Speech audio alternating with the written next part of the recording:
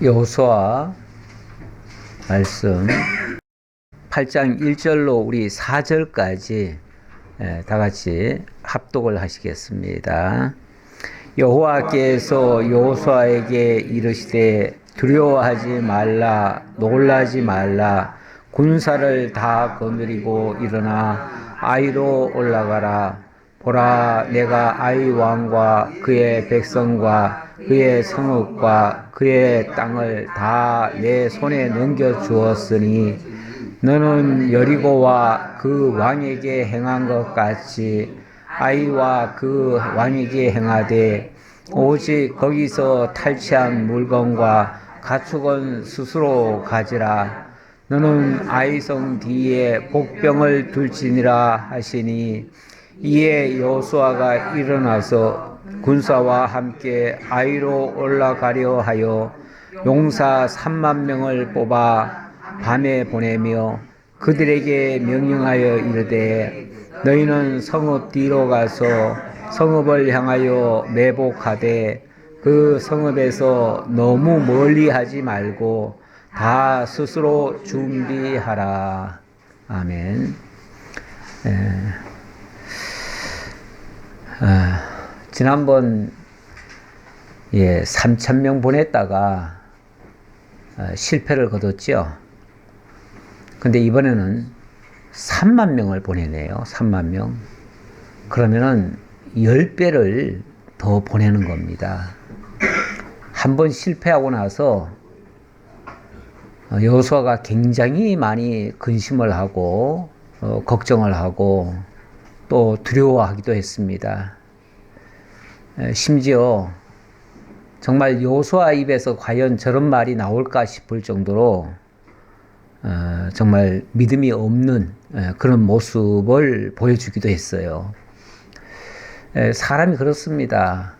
평소 그냥 말씀 들을 때는요, 다 아는 것 같고요, 다 믿어질 것 같고요, 다 확신이 있고요.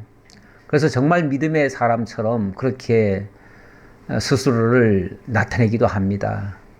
그러나 막상 사건을 만나보면 언제 내가 그랬냐는 듯이 또 기도 꺾이고요, 염려도 하고 걱정도 하고 두려워 떨기도 하고 심지어는 하나님 어떻게 나한테 이러실 수 있냐고 약간의 원망 같은 소리를 할 때도 있어요. 그래서 평소에 잘 나갈 때 믿음을 보고 저 사람 믿음은 저렇게 참 좋네 이렇게 판단할 수가 없어요.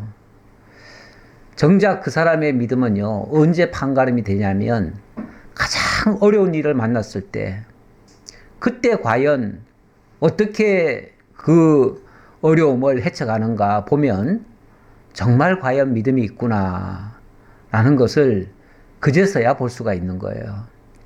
그러니까 우리는 평소에 내가 좀 하는 거 가지고 다 했다고 할 수도 없고요, 그거 가지고 큰 소리 칠 수가 없습니다. 언제라도 약해서 넘어질 수 있고 무너질 수 있다는 것을 늘 염두에 두고, 그래서 항상 깨어 있어야 되고요, 좀 때로는 근심거리도 그래서 필요가 합니다. 우리가 예수 믿고 나서 항상 평안하고 항상 기쁘고 항상 즐겁고 좋지요. 그렇게 하면 좋지요. 좋은데 우리 하나님이 꼭 그렇게만은 하지 않습니다. 그렇게만 하면 평안하다 안전하다 그때 오히려 엄청난 환란이 올 수 있고 그 환란을 견뎌낼 수가 없어요. 그래서 하나님은 우리에게 때때로 여러 가지 근심거리도 주는데, 사실 여호수아에게도 첫 번째 여리고성 너무나 쉽게 이겼잖아요. 너무나 편하게. 계속 그렇게 갈 것이라고 착각을 하는 순간 바로 어려움이 오는 거예요. 그러니까 우리 하나님은 그냥 편안하게만 살기를 원하시는 게 아니라 때로는 긴장하기도 하고, 그래야 우리가 정신을 바짝 차립니다. 정신 차리게 하시는 하나님의 방법 중에 하나가 이런 내용이 있다. 자, 오늘 큰 틀에서 첫 번째 도전은 아이성 정복하는데 첫 번째 도전은 실패했어요. 실패가 필요합니다. 필요해요. 앞으로 큰 일을 하나님께서 하게 하실 건데 그 큰 일 앞에서 뭐 사실 여리고성은 거저먹기로 했기 때문에 이거는 뭐 여호수아의 노력이나 힘이 들어갔다고 볼 수가 없어요. 그렇죠? 근데 그게 전부라고 생각하면 큰 착각이에요. 앞으로 엄청나게 많은 일들이, 과제들이 좀 쌓여 있어요. 그것들을 헤쳐가야 되는데, 그때에 필요한 게 뭐냐면 실패입니다. 실패.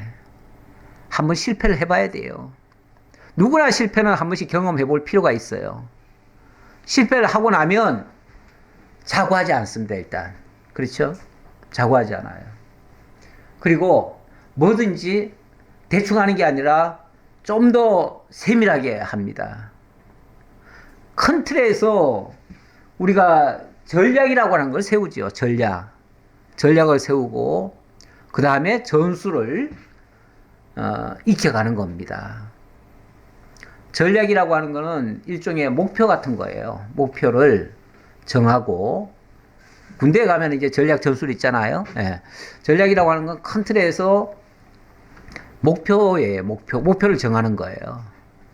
그리고 전술은 그 목표를 이뤄가는데 구체적인 내용, 방법 그런 것들을 어떻게 짤 거냐, 어떻게 계획하느냐. 우리 뭐 하나님 믿는 사람들이니까 믿고 나가면 돼. 그냥 무조건 나가면 돼. 무조건 나가는 거 없습니다. 우리 하나님 그렇게 하지 않아요. 치밀하게 하나님의 목표를 먼저 두게 하셔요. 그리고 그 목표에 대해서도 우리의 계획을 세워서 진행하도록 하시는 겁니다. 하나님이 의미 없이 일 시키지 않아요. 목적 없이 일 시키지 않아요. 분명한 목표가 설정이 돼야 되고 그 목표를 향해서 우리가 전진을 하는데 하나님의 인도를 그때그때 받아가면서 가는 거예요. 그러니까 항상 깨어 있어야 돼요. 하나님이 어떻게 말씀하실는지 정말 주님의 말씀이면 우리가 따라가고 하나님 멈추게 하시면 그 자리에서 멈추고 이런 어떤 커뮤니케이션이 계속 이루어져야 돼요. 그렇게 하는 게 바로 기도예요. 우리가 무슨 일을 하는데 기도하면서 사실 뭐 하나님이 정해놓은 거야 다 정해놨잖아요. 다 정해놨어도 하나님이 우리로 하여금 그걸 바라보게 만들고 기도하게 만들고 그리고 의지하면서 가는 거죠. 그랬을 때에 그 영광을 보는 것이지 그냥 뭐 우린 믿는 사람이니까 그냥 무대 보러 가면 돼. 뭐 계획 같은 거 목표 같은 거 그런 거 없어. 우리는 그게 무대보 신앙이에요. 그럼 무대보 신앙이 결코 좋은 게 아니에요. 믿음 있는 것 같은데 사실은 믿음 없이 자기 의지로 하는 거예요. 그게 우리 하나님께서 첫 번째 어찌 보면 뭐 지금 아이성이 본격적인 여호수아에게 시험으로 던져놓은 전쟁이에요. 시험으로 던져놓은 거예요. 이제 네 실력을 한번 발휘해봐. 그런 건데 거기서 보기 좋게 실패했어요. 근데 그 실패가 얼마나 좋으냐 하면요. 앞으로 두 번 다시 실패하지 않을 수 있는 방법을 거기서 터득하는 거예요. 그렇죠? 그래서 좋은 거예요. 첫 번째 실패는 그래서 성공의 어머니예요. 앞으로 성공할 모든 것들의 어머니가 되는 거예요. 자, 이번에는 지금부터는 이제 하나님의 말씀에 귀를 기울입니다. 그러면 하나님께서 이제부터 필요한 모든 것을 제공하시면서 친히 이끌고 가시면서 일을 하게 하시는데 거저먹기 아닙니다. 거저먹기 아니에요. 우리 하나님이 하시는 일이 가만히 보면요. 처음에는 다 거저먹기 같아요. 거저먹기. 근데 그걸 또 착각하면 뭐든지 다 거저먹는 줄 알아. 그런데 첫 번째는 거저먹기인데 두 번째는 거저먹기 아닙니다. 첫 번째 주신 것을 거울 삼아서 두 번째는 이제 내가 그 하나님이 하신 방법을 터득해서 그 하나님을 믿고 내가 이제 실천하는 거예요. 그러니까 첫 번째는 하나님이 보여주신 거죠. 보여주시느라고 우리 입장에서는 거저 먹은 거죠.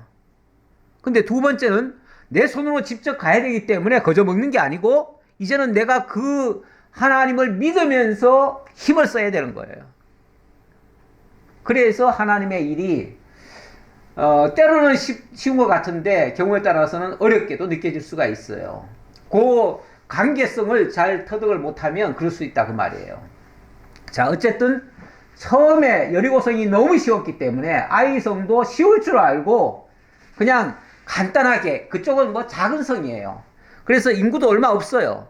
그러니까 우리가 많이 갈 것도 없고 2, 3천 명이면 충분하겠습니다 그랬어요. 그래가지고 쉽게 생각하고 3천 명만 보냈어요. 그런데 바로 실패를 맛봤습니다. 아주 쓰디쓴 잔을 마셨습니다. 그리고 나서 하나님 앞에 어떻게 할까요?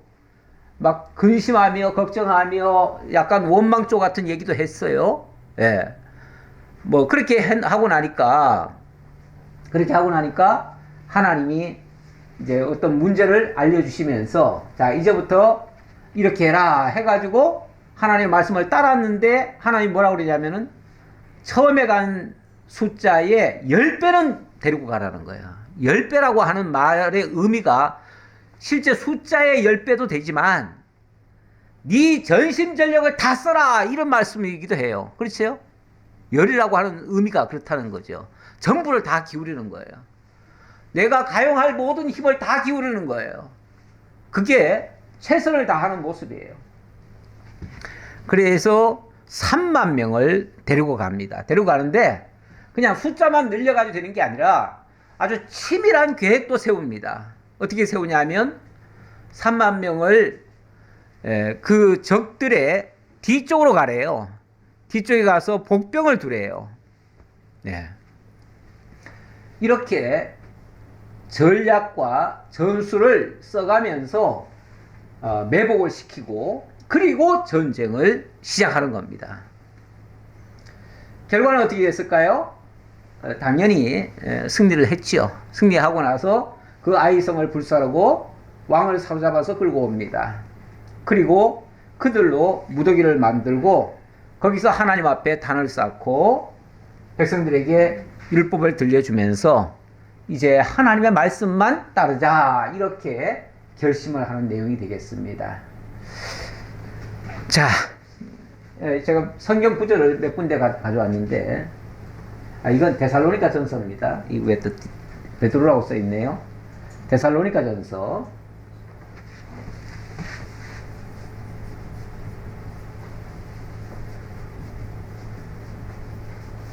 '데살로니가전서' 맞죠? 맞아요.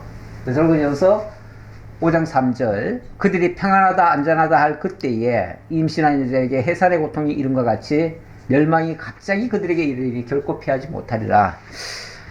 안전할 때 안전하다 평안하다 하는 것이 꼭 좋은 것만은 아니다.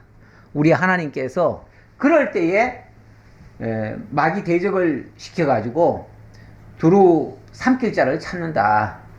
이런 말씀 했고요. 그래서 적당한 근심은 필요하다. 그런 의미를 설명해 드리려고 고린도 후서 말씀을 가져왔습니다. 하나님의 뜻대로 하는 근심은 후회할 것이 없는 구원에 이르게 하는 회개를 이루는 것이요. 세상 근심은 사망을 이루는 것이니라. 오늘 우리가 혹시 걱정거리, 근심거리가 있습니까? 세상 근심거리라면 그거는 크게 유익하지 않지만 하나님의 뜻대로 하는 근심이라면 그거는 매우 필요한 것이다. 매우 필요한 것이다. 보라, 하나님의 뜻대로 하게 된 이 근심이 너희로 얼마나 간절하게 하며 얼마나 변증하게 하며 얼마나 분하게 하며 얼마나 두렵게 하며 얼마나 사모하게 하며 얼마나 열심 있게 하며 얼마나 벌하게 하였는가. 다시 말하면 우리에게 적당한 긴장감을 주시는 것은 매우 유익하다 그 말이에요. 왜요? 우리로 하여금 정신을 번쩍 차리게 만들어가지고 뭔가 굉장히 필요한 간절함을 얻게 해요. 그리고 그거에 따라서 우리로 하여금 변증을 또 하게 해요. 사실 공부라고 하는 것도 어떤 동기가 굉장히 중요합니다. 어떤 사람과 대화를 하다가 뭘 설명을 하는데 설득이 잘 안 돼요. 그러면 내가 이 사람을 설득하기 위해서 공부를 하게 돼요. 뭔가를 막 말씀을 듣게 되고 뭔가를 찾게 돼요. 이것도 공부의 어떤 계기가 되는 거예요.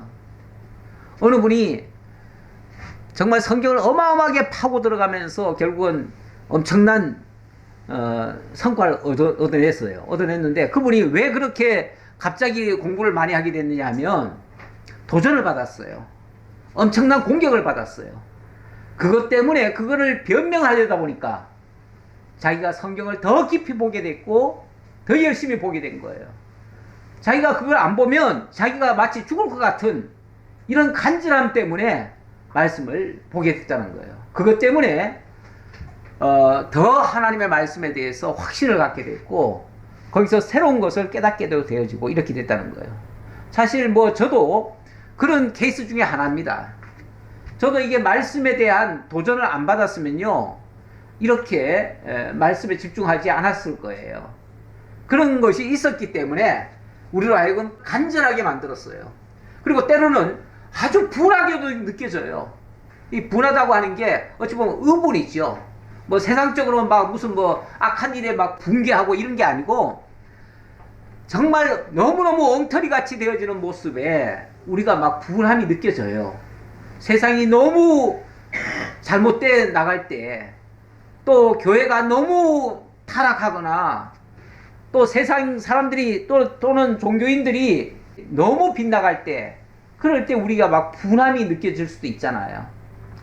인간적 감정에서 분함이 아니라 그 삐뚤어져 감에 대해서 분하게 느껴지고, 그리고 때로는 우리가 두려울 수도 있고, 그런데 이런 것들이 결과적으로 우리에 대해서 더 자극을 줄 수 있다. 그래서 하나님이 이런 긴장감도 주시고 또 때로는 실패도 맛보게 하신다. 그런데 이런 것들이 결과적으로는 더 좋게 만드신다라는 말씀 드리겠습니다. 자, 다시 한번 볼게요. 8장 1절입니다. 여호와께서 여호수아에게 이르시되 두려워하지 말라, 놀라지 말라, 군사를 다 거느리고 일어나 아이로 올라가라. 이미 앞에서 여호수아가 너무너무 두려워했기 때문에 이런 말씀을 하시는 거예요. 사실 지난 여호수아서에 들어갈 때, 첫 번째 들어갈 때에 그때 여호수아가 굉장히 두려웠던 적이 있어요. 그때는 모세가 죽은 후에 갑자기 이 대권을 받은 거 아닙니까?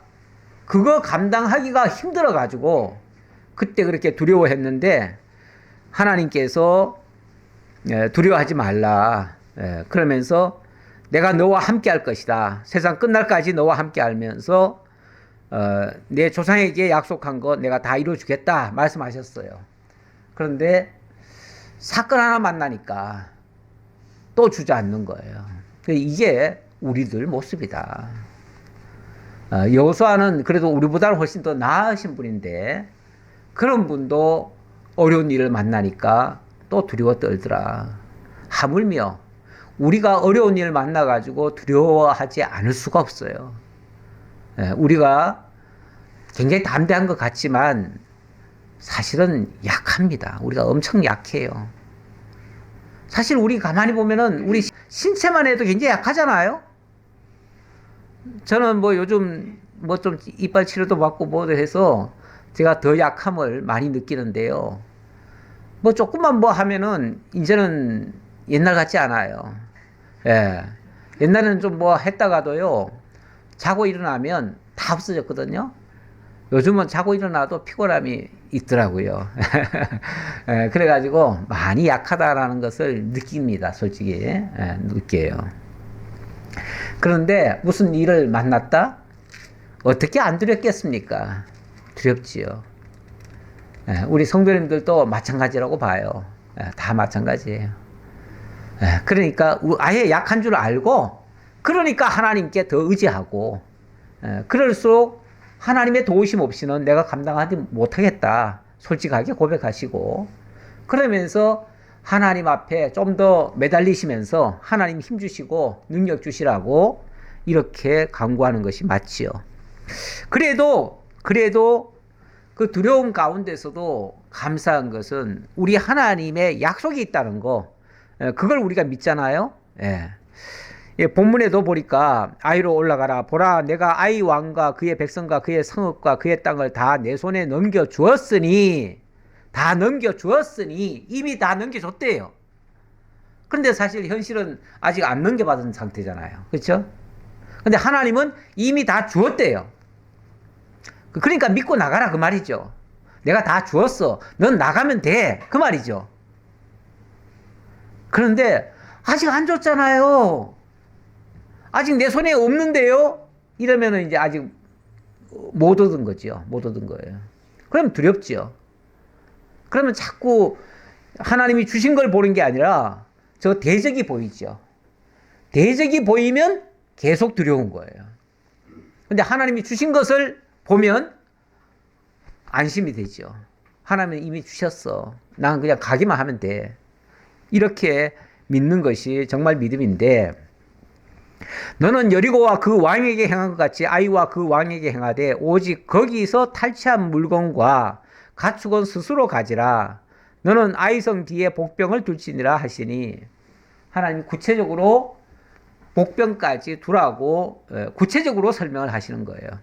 그리고 이번에는 가면 여리고 성을 무너뜨린 것처럼 무너지게 할 건데, 이번에는 너희가 다 가져도 된다. 이렇게 말씀하셨어요.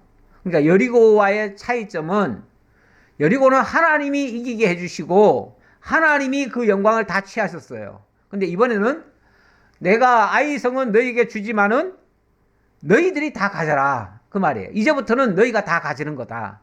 이렇게 얘기해요. 자, 그렇게 하기 위해서 아이성 뒤에다가 복병을 둘지니라. 이에 여호수아가 일어나서 군사와 함께 아이로 올라가려 하여 용사 3만 명을 뽑아 밤에 보내며, 예, 지난번에 10배를 뽑았습니다. 최선을 다한 겁니다. 최선을. 우리는 작은 일이라고 무시하면 안 돼요. 적은 일에 충성하는 자에게 큰 일도 맡기신다 그랬어요. 적은 일이라고 깔보면 안 돼요. 사실은 하나님 배우는 일에 적은 일, 큰 일이 따로 있는 게 아닙니다. 하나님이 맡기신 모든 일이 중요한 일이에요. 큰 일, 작은 일이 아니라 중요한 일이에요. 그걸 통해서 하나님 배우는 일이에요. 아니, 크다고 많이 배우고 적다고 조금 배웁니까? 아니잖아요. 배우는 건 똑같아요. 그러니까 작은 일을 우리가 감당할 수 있는 일이고, 어찌 보면 큰 일이라고 하는 건 우리가 감당하기 어려운 일이에요. 감당할 수 있는 거 감당하면 하나님이 감당할 수 없는 일도 감당하게 만드셔요. 그러니까 그거 믿고 그냥 가는 거죠. 하게 하시는 거 하는 거죠. 하게 하시면 그냥 하면 돼요. 물론 뭐 하나님이 못하게 하시면 또 안 하면 되고요. 너무 어렵게는 생각하지 마시고, 좌우간 하나님이 주신 것이라면, 그게 확신이 들면 그냥 믿고 나아가면 된다. 예, 말은 쉽지만 실천이 어려워요. 사실은 실천이 어려워요. 실천까지 하는 게 또 믿음이긴 해요. 예, 우리가 지식적으로 다 알고 하나도 행하지 않아요. 그러면은 야고보서의 말씀처럼, 아하, 이 사람아, 네가 믿는다고 하면서 행함이 어디 있느냐. 행함이 없다면은 결국은 그 믿음은 산 믿음이 아니라 죽은 믿음 아니냐. 없는 거나 똑같지 않느냐. 그 말이죠. 예. 그렇죠. 우리가 알기는 아는데 행하지는 않는다? 그러면은 믿음이 있다고 한들 그게 무슨 의미가 있어요? 없는 거나 똑같은 거죠. 그러니까 우리 하나님이 알게도 하시지만 그 아는 것을 우리로 하여금 행하게도 하셔요. 그러니까 아는 대로 행하라는 뜻에서 한 말이에요. 그들에게 명령하여 이르되 너희는 성읍 뒤로 가서 성읍을 향하여 매복하되 그 성읍에서 너무 멀리 하지 말고 다 스스로 준비하라. 예, 너무 멀리 가면은 명령을 못 듣잖아요. 그렇죠? 그러니까 너무 멀리 갈 건 없고 다 볼 수 있는 데서 교통할 수 있는 곳에서 너희가 가는 데까지 가서 거기서 이야기를 들어라 그 말이겠죠. 말 듣고 하라 그 말이겠죠. 나와 나를 따르는 모든 백성은 다 성읍으로 가까이 가리니 그들이 처음과 같이 우리에게로 쳐 올라올 것이라. 그리할 때에 우리가 그들 앞에서 도망하면 그들이 나와서 우리를 추격하며 이르기를 그들이 처음과 같이 우리 앞에서 도망한다 하고 우리의 유인을 받아 그 성읍에서 멀리 떠날 것이라. 우리가 그들 앞에서 도망하거든 너희는 매복한 곳에서 일어나 그 성읍을 점령하라. 너희 하나님 여호와께서 그 성읍을 너희 손에 주시리라. 이번엔 아주 철저한 전술까지 쓴 겁니다. 전술을 어떻게 썼냐면 3만 명을 뒤에다가 매복을 시켜놨어요. 그리고 앞에서는 유인하는 병사들, 그러니까 적을 이끌어내기 위한 병사들. 그 사람들은 아마도 그 10분의 1일 거예요. 다시 말하면 정확하게는 알 수 없지만 그들이 그러니까 한 9할은 다 매복을 시켜놓고 한 1할 정도만 앞에서 유인을 하는 거예요. 그러면 적이 봤을 때는 지난번에 저놈들이 저 정도 모여가지고 오더니만 우리한테 패했지. 그러면 이번에도 우리가 지난번처럼 저놈들이 또 한 번 도전하는데 그대로 치면은 이기겠지. 이렇게 생각을 하는 거예요. 적으로 하여금 그렇게 오해를 하게 만드는 거죠. 그렇게 하니까 지난번처럼 그들이 다 앞으로 나오는 거예요. 그때에 매복한 군대를 일으켜서 뒤를 치게 만드는 거죠. 얼마나 철두철미한 전술입니까? 자, 그렇게 하면 너희 하나님 여호와께서 그 성읍을 너희 손에 주시리라. 너희가 그 성읍을 취하거든 그것을 불살라 여호와의 말씀대로 행하라. 보라, 내가 너희에게 명령하였느니라 하고 그들을 보내매 그들이 매복할 곳으로 가서 아이 서쪽 베델과 아이 사이에 매복하였고 여호수아는 그 밤에 백성 가운데서 잤더라. 자, 여기서 또 한 가지. 여호수아가 지금 군대들에게만 맡겨놓고 자기는 자기 처소에 와서 평안히 잤는가? 그렇지 않아요. 그 군대와 함께 어찌 보면 그 야전에서 같이 자는 거죠. 함께 진두지휘하면서 직접 그 전쟁에 참여하는 거예요. 얼마나 전략도 잘 짰지만 그리고 자기도 실제로 거기에 참여해서 같이 일을 하는 거예요. 내가 하기 싫은 일은 남에게도 시키지 말라는 말이 있어요. 그러니까 선생된 자는 원래 본을 보이는 거예요. 본을 보이기 위해서 함께 앞장서서 일을 하고 함께 하는 거죠. 죽는 자리라고 해서 아랫 사람들만 시키고 이렇게 해서는 성공하지 못합니다. 그 힘든 일이고 정말 죽는 일이라면 먼저 앞장을 서야죠, 사실은. 먼저 앞장서고 내가 진도 지휘할 테니 다 내 말을 들으라, 나를 따르라 이렇게 하는 게 맞지요. 그 정도로 각오를 하고 갔습니다. 여호수아가 아침에 일찍 일어나 백성을 점호하고 이스라엘 장로들과 더불어 백성 앞에서 아이로 올라가매. 자, 이번에는 여호수아가 제일 앞장서서 아침에 일찍 일어났네요. 벌써 이런 자세, 그러니까 전쟁을 앞두고 어떤 자세로 임하느냐, 이것도 굉장히 중요합니다. 군대가 뭐 옛날에 비하면 지금은 많이 좀 약해졌다고 그래요. 일단 정신 상태에서 많이 약해졌다고 그래요. 너무 편안하게만 하니까 그렇기도 한 것 같아요. 근데 가만히 보니까 지난번에도 보니까 이 장군들이요, 아래 사람들 일 시켜놓고는 자기네들은 맨날 골프나 치러 다니고 이런 경우도 많더라고요. 요즘 가끔씩 뉴스에 나오는 거 보면 그런 게 많아요. 근데 그렇게 되면은 사고 나요. 문제 됩니다. 무슨 일을 할 때는요, 물론 쉴 때야 같이 다 쉬어주기도 하고 하지요. 일할 때는요, 그런 것들은 싹 끊어야죠. 싹 끊고 자기네들이 앞장서서 진두지휘하는 모습을 보여주고, 그리고 아랫 사람들이 그 일에 전력을 다하도록 만들어야죠.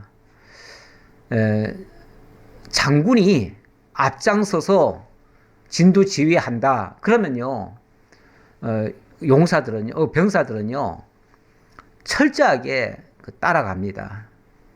그런데 장군들이 시켜만 놓고 자기네들은 딴짓하고 이러고 있으면 아래 사람들도 말 안 듣죠.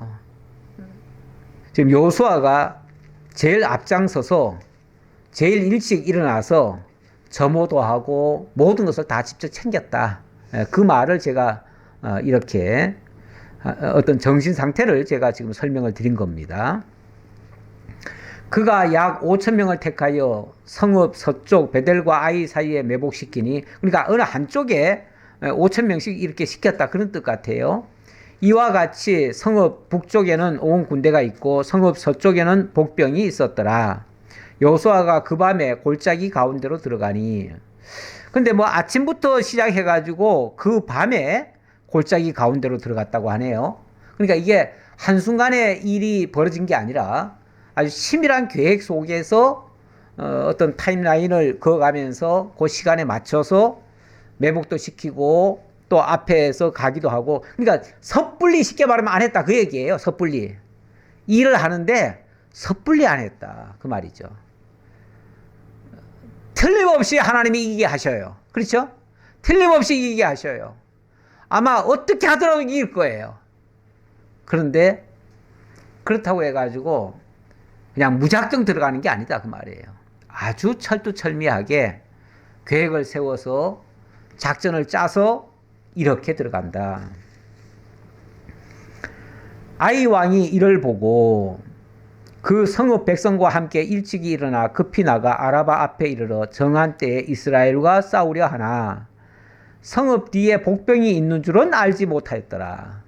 어찌 보면 앞에서 일부러 군대를 왔다리 갔다리 하게 했을 거예요.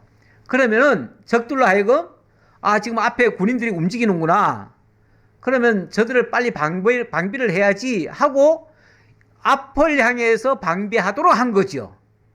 이것도 일종의 그 적을 유인하기 위한 하나의 전략이에요. 그렇죠? 전술이에요. 전술이에요. 자, 앞에서는 계속해서 적으로 하여금 혼선을 주기 위해서 그렇게 전술을 펼치고, 그리고는 정작 일은 복병을 다 뒤에다가 지금 돌리는 거죠. 그런데 앞에서 움직이는 거는 다 일부러 보여준 거예요. 그냥 일부러 보여주면서 적을 유인하기 위해서 보여준 것이고, 매복하는 사람들이야 절대 안 보여주죠. 그건 숨겨놓고 하는 거죠. 여호수아와 온 이스라엘이 그들 앞에서 거짓으로 패한 척하여 광야길로 도망하며, 앞에서 까짝까짝거리면서 뭐 알짱거린다 그래야 되나? 알짱거리면서 적으로 하여금 뭔가 착각을 하게 만들어요. 그래서 공격할 듯 하는 거죠. 공격할 듯 하니까 군인들이 쫓아나올 거 아니에요? 그러니까 또 패하는 척 하면서 뒤로 또 빠지는 거죠. 그러니까 일부러 공격을 하고 일부러 패하는 거예요. 패한 척 하는 거예요. 그렇게 하니까 당연히 이 아이 왕은 판단할 때 저놈들이 공격해 올려다가 우리가 나가려고 하니까 도망치는구나. 그러면 지난번처럼 쫓아가서 저놈들을 쳐야지. 지난번에도 이겼으니까 이번에도 이렇게 하면 이길 것이다. 이렇게 생각하는 거죠. 크게 착각하게 만드는 거예요. 원래 잘 싸우는 장군은요, 정면으로 싸우는 게 아닙니다, 원래. 정면은요, 어찌 보면 유인하기 위해서 정면으로 하는 게 대체적으로 맞고요. 진짜 실력가들은요, 적이 모르는 걸 만들어 놓고, 적이 볼 수 있는 것은 그냥 다 드러내줘요. 이렇게 보여줘도 괜찮은 거, 유인하는 것들은 다 보여줘요, 일부러. 그렇게 해서, 전쟁이 커진 거예요. 자, 이제 드디어 정면으로 싸운 거죠. 자, 거짓으로 패한 척하여 광야길로 도망하며 그 성읍에 있는 모든 백성이 그들을 추격하려고 모여 여호수아를 추격하며 유인함을 받아 아이 성읍을 멀리 떠나니. 자, 그리고 나서 이제 거의 다 그냥 뒤따라서 나왔어요. 근데 일부러 도망을 멀리 간 거죠. 아이와 베델에 이스라엘을 따라가지 아니한 자가 하나도 없으며 성문을 열어놓고 이스라엘을 추격하였더라. 예, 아이 왕이 착각을 해도 크게 착각한 겁니다. 지난번에 이겼으니까 또 이길 것이다? 그런 거 없어요. 똑같지 않아요. 똑같이 여기면 그 다음에는 실패하는 겁니다. 아니 저기 지난번에 실패한 방법으로 똑같이 하겠어요? 절대 그럴 리가 없지요. 예. 분명히 새로 도전을 해왔다면은 다른 방법으로 왔을 텐데 왜 거기에 대해서는 생각을 못했을까요? 예. 승리에 도취되면요, 승리감에 도취되면 그 다음이 없습니다. 그 다음이 없어요. 그래서 섣불리 그 승리감에 도취되는 거 좋은 거 아니에요. 예, 승리했을 때도요, 너무 좋아할 게 아니라 더 조심해야 돼요. 더 조심. 다음에는 어떻게 나올지 모르니까. 분명히 전략을 바꿀 거란 말이에요. 전술을 바꿀 거란 말이에요. 틀림없이. 예, 했고요. 18절입니다. 자, 18절로 23절. 결국 승리를 거두죠. 승리를 거두어서 하나님의 말씀대로 그것들을 완전히 진멸시키는 그런 내용입니다. 여호와께서 여호수아에게 이르시되 내 손에 잡은 단창을 들어 아이를 가리키라. 내가 이 성읍을 내 손에 넘겨주리라. 여호수아가 그의 손에 잡은 단창을 들어 그 성읍을 가리키니, 일종의 사인이죠. 예. 뭐 그 창이 길지는 않지만, 짧은 창이지만 어쨌든 딱 손을 들면은 뭔가 신호를 주는 거 아니에요? 예. 그래서 군인들로 하여금 자, 이제 지금부터는 더 이상 도망가지 말고 이제는 돌이켜서 저들을 공격하라, 이런 신호가 된 거예요. 그의 손을 드는 순간에 복병이 그들의 자리에서 급히 일어나 성읍으로 달려 들어가서 점령하고 그 성읍에 불을 놓았더라. 자, 이렇게 해서 완전한 승리를 거두게 되어집니다. 아이 사람이 뒤를 돌아본즉 그 성읍의 연기가 하늘에 닿은 것이 보이니 이 길로도 저 길로도 도망할 수 없이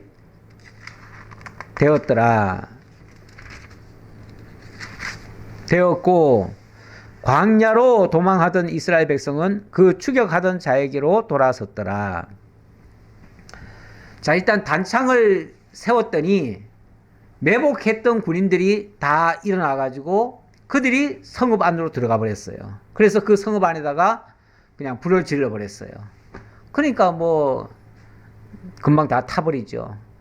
뒤에서 불이 난 모습을 아이 성 사람들이 딱 보니까 자기네 성이 지금 다 불타고 있는 거예요. 깜짝 놀래가지고 뒤로 돌아가려고 하니 이미 거기는 군대가 다 차지하고 있고, 그러니 계속 쫓아올래도 안 되고 뒤로 갈 수도 없고 양옆으로도 가려고 하니까 양옆에도 사실은 매복군들이 다 일어났을 거예요. 이러면 이렇게도 저렇게도 갈 수가 없는 거예요. 그야말로 완전히 포위를 당한 거죠. 여호수아와 온 이스라엘이 그 복병이 성읍을 점령함과 성읍의 연기가 오름을 보고 다시 돌이켜 아이 사람들을 쳐 죽이고, 복병도 성읍에서 나와 그들을 치매 그들이 이스라엘 중간에 든지라. 이스라엘이 완전히 사면을 다 에워싸고 있었는데 그 사면 에워싼 곳을 다 그 한중간에 그들이 들어가 버린 거예요. 적들이. 이렇게 되면 완전한 승리죠. 완전한 승리. 어떤 사람들은 이쪽에서, 어떤 사람들은 저쪽에서 쳐 죽여서 한 사람도 남거나 도망하지 못하게 하였고, 아이 왕을 사로잡아 여호수아 앞으로 끌어왔더라. 아마 아이 왕은 저 뒤에서 그들을 지휘하고 나왔겠지요. 하지만 저 뒤에 있는 아이 왕도 결국은 사로잡혔어요. 자, 24절입니다. 24절로 29절. 자, 이제 이렇게 해서 승리한 이후에 어떻게 일처리를 했는가? 이스라엘이 자기들을 광야로 추격하던 모든 아이 주민들을 들에서 죽이되 그들을 다 칼날에 엎드러지게 하여 진멸하기를 마치고 온 이스라엘이 아이로 돌아와서 칼날로 죽임에 아무래도 뭐 조금은 남아 있었겠죠. 특히 뭐 여자나 아이들은 그 안에 있었겠죠. 그들도 마저 다 죽였다. 이렇게 얘기를 하네요. 그날에 엎드러진 아이 사람은 남녀가 모두 12,000명이라. 남녀가 12,000이라고 했는데 여자 포함해서 이제 12,000명이란 얘기고 아마도 이제 남자들만 따지면 6,000명이 될 테고 그 중에 그 장성들만 또 따지면 한 3,000명 되겠죠. 그래서 아마 거기에 남자들이 한 3,000명 있으니까 우리도 한 3,000명만 가도 됩니다. 이렇게 아마 얘기했던 것 같아요. 자, 그렇게 해서 그날 완전한 승리를 거둔 겁니다. 아이 주민들을 진멸하여 바치기까지 여호수아가 단창을 잡아 둔 손을 거두지 아니하였고 완전한 승리를 거두기까지 그 잡은 단창을 내리지 않았다. 이것도 중요하죠. 우리가 무슨 일을 하는데 조금 잘 되면 마치 다 된 줄로 착각하는 경우도 있어요. 그래서 얼른 자, 우리 이미 승리했어. 이 정도면 끝났어. 그리고 손을 내려버릴 수도 있잖아요. 내려버릴 수도 있는데 이 손을 올린다고 하는 것이 어떻게 보면은 하나님의 말씀을 지금 순종하는 모습이에요. 그래서 하나님의 전쟁은 지금 하나님의 전쟁을 어찌 보면 여호수아가 지금 대리로 하는 거 아닙니까? 그렇죠? 대리로 하는데 하나님의 명을 받들어서 지금 백성들에게 그 신호를 지금 주고 있는 거예요. 그거를 지금 자기가 지금 단창을 들어가지고 그걸로 지금 표시하는 거죠. 그러니까 하나님의 말씀이 자기를 통해서 백성들에게 지금 알려주고 있는 거예요. 그 알려주는 일을 멈추지 않았다. 그런 뜻이에요. 멈추지 않았다. 언제까지요? 완전한 승리를 거둘 때까지. 그러니까 섣불리 우리가 이 정도면 됐다. 이제 됐다. 이렇게 하는 것은 우리의 착각일 수 있습니다. 우리는 뭐가 조금 잘 되면 다 된 줄로 아는 경우가 있어요. 또 조금 안 되면 그걸로 또 콧받들이고요. 다 마치 망한 것처럼. 그러니까 섣불리 낙심해서도 안 되지만 섣불리 승리를 선언해서 그것도 안 돼요. 그렇죠? 네. 완전히 끝날 때까지는 끝난 게 아니에요. 뭐든지 그렇습니다. 뭐든지 끝날 때까지는 끝난 게 아니에요. 한순간에 다 뒤집어질 수도 있고요. 뭐든지 그렇습니다. 뭐든지. 그러니까 끝까지 우리가 긴장을 놓지 말고 오늘 말씀에는 좀 긴장감을 제가 지금 좀 높여드리는 겁니다.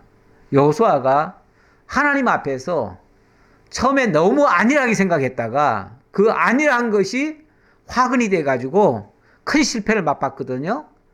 그래서 이제는 너무 안일하게 하지 말고 최선을 다하는 모습, 끝까지 방심하지 않는 모습, 끝까지 자기 자리를 지키는 모습, 지금 그걸 지금 제가 얘기하는 중이에요. 예. 그래서 다 끝날 때까지 단창을 잡아든 손을 거두지 않았다. 이 말씀도 그런 의미로 볼 수 있다. 그런 얘기예요. 모세가 손을 들었을 때는 이스라엘이 이기고 손을 내리면은 내가 피곤하니까 아유 손 좀 내려야지. 그러면은 지는 거예요.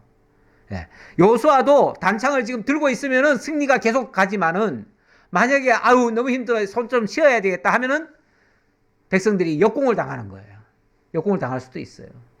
그러니까 끝날 때까지는 끝난 게 아니라고 생각해서 계속 그 자기 자리를 지켜주는 것. 특히 지도자는 자기 자리 지키는 게 굉장히 중요한 겁니다. 내 아니라도 뭐 다 이루어져. 하나님이 다 하셔. 너무 쉽게 생각하지 마시라 그 말이에요. 너무 쉽게 생각하지 말고 내가 할 일은 하나님이 내게 맡기신 일은 내가 죽는 날이 있어도 해야 된다. 이게 어찌 보면 그 직분자들의 자세이기도 합니다. 물론 제가 말씀드릴 때 하나님이 하신다는 걸 강조하느라고 막말로 우리가 안 해도 하나님이 다 하셔요. 그 말 하긴 했어요. 제가 했는데 하나님이 다 하시니까 우리는 아무것도 안 해도 된다라는 뜻은 아니에요. 절대로. 그건 아니고 하나님이 우리를 통해서 하게 하시니까 우리는 할 때까지 될 때까지 해야 된다. 이걸 강조하느라고 다시 말씀드리는 겁니다. 오직 그 성읍의 가축과 노력한 것은 여호와께서 여호수아에게 명령하신 대로 이스라엘이 탈취하였더라. 쉽게 말하면 너희들이 다 취하는 것은 너희들이 다 가져도 된다. 아마 이런 식으로 했을 것 같아요. 그러니까 다 탈취하게 한 거죠.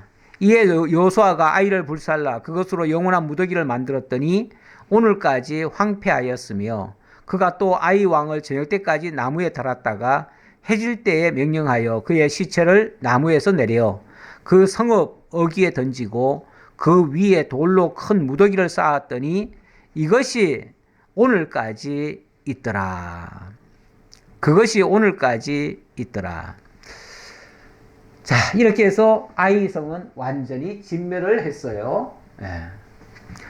또 이거 보고 또 윤리적으로 이렇게 잔인하게 할 수가 있느냐 또 그럴 수도 있는데 일단 하나님께서 지금 약속한 그 가나안 땅을 다 점령하라고 했습니다. 점령하라고 했는데 그 중에서 하나님의 역사를 깨닫고 그들 중에서도 일부는 항복을 하는 자들이 있어요. 이제 9장으로 넘어가면 기브온 사람들이 대표적인 사람들인데요. 그들은 항복을 합니다. 항복을 하면 그들은 다 살려줍니다. 그런데 항복하지 않고 끝까지 저항하는 자들은 다 진멸을 당합니다. 그게 하나님이 하시는 방식이기도 해요. 그래서 무자비하게 무조건 다 죽이는 게 아니라 일단은 항복을 하게 만들죠. 그런데 이 아이성은 또 진멸할 수밖에 없는 이유가 지난번에 여호수아에게 엄청난 피해를 입혔어요. 그렇죠? 일단 전쟁을 했고 전쟁에서 그들이 승리감에 도취돼서 이스라엘 백성들을 많이 죽였어요. 그렇기 때문에 그들은 진멸을 받아 마땅한 자들이에요. 그들은 쉽게 말해서 하나님께로 돌아올 자들이 아니에요. 그래서 하나님이 그들을 진멸시켰다. 이렇게 보시면 되겠고요. 자, 마지막 30절로 35절. 이제 그 다음에 어떻게 하는가? 뒤처리를 어떻게 하는가? 그때 여호수아가 이스라엘의 하나님 여호와를 위하여 에발산에 한 제단을 쌓았으니 이는 여호와의 종 모세가 이스라엘 자손에게 명령한 것과 모세의 율법책에 기록된 대로 새 연장으로 다듬지 아니한 새 돌로 만든 제단이라. 무리가 여호와께 번제물과 화목제물을 그 위에 드렸으며. 자, 일단 이렇게 승리를 거둔 다음에 에발산에 가서 하나님 앞에 제단을 쌓고 제사를 드리는 장면이죠. 그런데 그 제단을 뭘로 쌓았느냐? 다듬지 아니한 새 돌로 제단을 쌓았다. 그리고 거기서 번제물과 화목제물을 드렸다. 자, 이렇게 했습니다. 일단은 앞서 승리한 그 모든 것을 하나님께 영광 돌리는 일이고 하나님께서 하셨음을 깨닫게 하는 일이죠. 자, 그래 놓고 여호수아가 거기서 모세가 기록한 율법을 이스라엘 자손의 목전에서 그 돌에 기록하며 온 이스라엘과 그 장로들과 관리들과 재판장들과 본토인뿐 아니라 이방인까지 여호와의 언약궤를 맨 레위 사람 제사장들 앞에서 궤의 좌우에 서되 절반은 그리심산에 절반은 에발산 앞에 섰으니 이는 전에 여호와의 종 모세가 이스라엘 백성에게 축복하라고 명령한 대로 함이라. 명령한 대로 함이라. 자, 중요한 일을 하나 했는데요. 그 중요한 일이 뭐냐면 바로 그리심과 에발산에서 하나님 앞에 축복과 저주를, 하나님의 축복과 저주를 백성들에게 알려주는 일, 이걸 했다 그 말이었죠. 일찍이 신명기 11장 29절 이하에서 하나님이 이 말씀을 하셨어요. 그러니까 하나님이 어떻게 말씀하셨느냐가 매우 중요한데, 내 하나님 여호와께서 내가 가서 차지할 땅으로 너를 인도하여 들이실 때에 너는 그리심산에서 축복을 선포하고 에발산에서 저주를 선포하라. 그 지점이 바로 이 아이성을 점령한 그 옆에 있는 산이에요.